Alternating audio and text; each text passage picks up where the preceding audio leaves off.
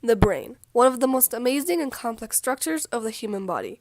We're still learning a lot about this amazing organ, and one of the things we recently learned is that the brain structure can still change and grow even when one is already fully grown. This is called neuroplasticity. And did you know that you can train your brain? There's various ways to do this, and one of them is practicing mindfulness meditation. So what is neuroplasticity? Well, it is defined as the ability to change the brain's structure and function in response to experience and training. Most scientists believed once their brain fully matured, it would stop changing, but soon neuroplasticity was discovered. One of the most amazing examples how the brain adapts to new situations is the phenomenon of the phantom limb. 17-year-old Victor Quintero was studied in a brain research lab 4 months after losing his left arm. A scientist poked his cheek, and Victor said he felt it in his cheek and in his missing arm.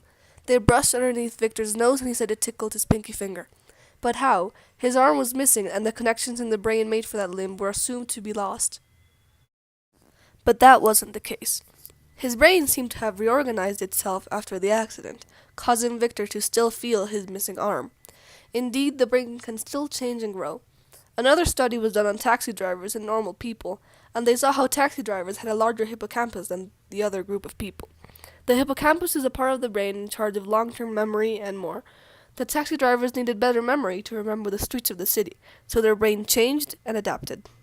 Indeed, the brain can change. It is believed we could train it and improve it in some aspects. The brain can change through any repeated activity and training, and one of the things that can change the brain is mindfulness meditation. Mindfulness is actually incredibly good exercise for the brain, as studies have shown it can do a lot for it. Mindfulness meditation was actually used as therapy for people with OCD, and after 10 weeks, 12 out of 18 patients improved significantly.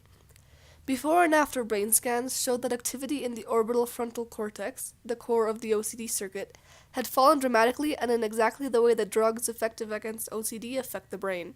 It's self-directed neuroplasticity, using mindfulness meditation to change the brain.